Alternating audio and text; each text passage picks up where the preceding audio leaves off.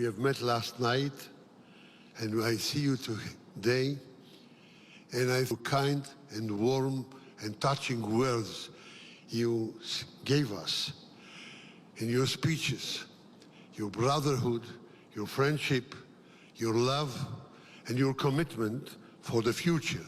We will never forget. We appreciate it very, very much and very, very deep. Survivors,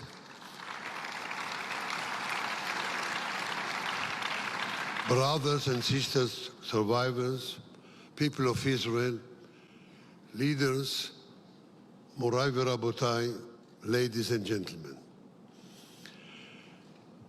25 years ago was 50 years to the liberation of Buchenwald concentration camp, liberated by the American Army on April 11, 1945.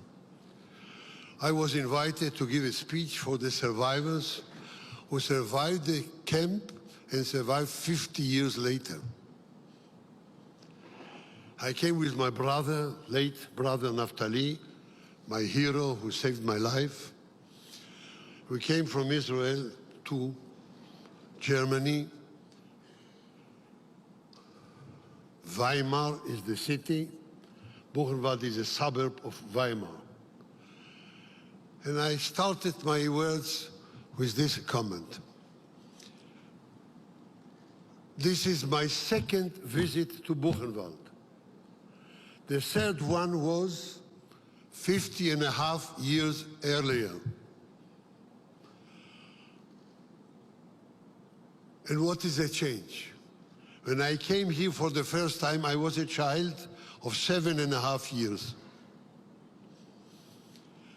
No father anymore, no mother anymore, but a brother. I came here, I had no name. I was just a number. Häftling Nummer 117030. Prisoner 117030. Prisoner. 7.5 years. What a crime did I do till then to be a prisoner? No name. No identity almost. 50 years later, I come from my old, new homeland, the state of Israel. I have a name. My name is Israel Meir Lau. I am not a prisoner anymore. I am the chief rabbi of Israel today. What a change. With such a change from the first visit to the second one, you would say, okay, let's forget it. Let's open a new page, a new chapter. Let's forgive, let's forget. So I came especially to tell you, I cannot forgive because I'm not authorized to forgive. My parents, before they went away, before they were taken away, they didn't ask me to forgive. They asked me to continue the chain, that the Jewish chain will be unbroken, forever. That's what they said. I do remember my mother, I was already 7.5 almost. Gedenk, remember that you are a Jew. Wherever you go, remember you are a part of a rabbinic chain. Your father, I don't know what happened to him. 2 years that I didn't hear from him. Your father was the 37th generation of a rabbinic dynasty. You are the 38th. Continue the chain. Go on. These were the last words. She didn't speak about forgiveness. What else do you ask me? To forget. Forget? How can I forget? How can I forget? The beatings, the freezings, the starvation. I do remember always also the stars in the very dark tunnel we went through 5.5 years. The righteous among the nations. For some of them, I owe my life. I do remember. But I do remember the sufferings. I do remember the tortures. I do remember the victims. And I can never forget. This is the reason I came from Israel to tell you. Now I want to tell you, dear friends here in Yad Waschem, we appreciate very much your arrival.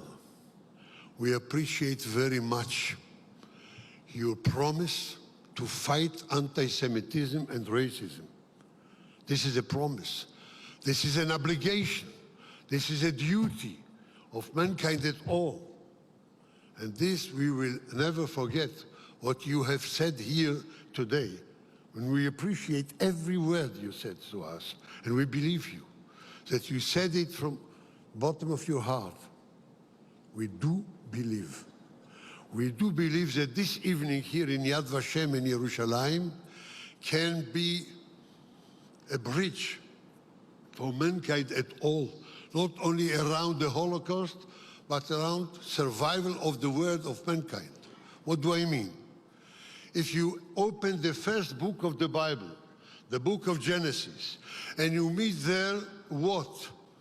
The story of Noah's ark. There was a flood, and Noah was said by the Lord Almighty, build an ark, and all the animals and your family get into the ark, you will be saved. You will survive it, the flood. 150 days they were in the ark. Who was there? Snakes, leopards, tigers, lions, bears, and also animals like cows and donkeys and hens and doves. One was hurt by the other, 150 days, under the same roof. No one was bitten, no one was hidden, no one was killing, no one was slaughtering, no one eats the other. 150 days. Snakes and children, grandchildren of Noah, no one was hurt. Why? They behaved very nice because they knew that they must behave very nice because there is a common enemy outside of the ark, the flood. And if they will not behave nicely, Noah will send them out of the ark and they are liquidated. They will disappear. So they understood we must live in friendship because we have a common hatred, a common enemy. People, leaders of the world, our guest leaders, don't we have today common enemies? Don't we have a reason to understand what the snake understood in the ark of Noah? Can't we understand that there are common enemies?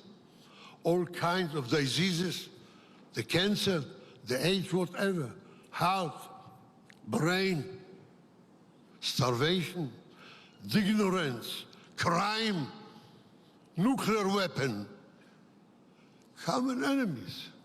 So let's behave like friends. Let's understand at least what the animals understood. 150 days. They didn't hurt. Let's understand, and this can come here.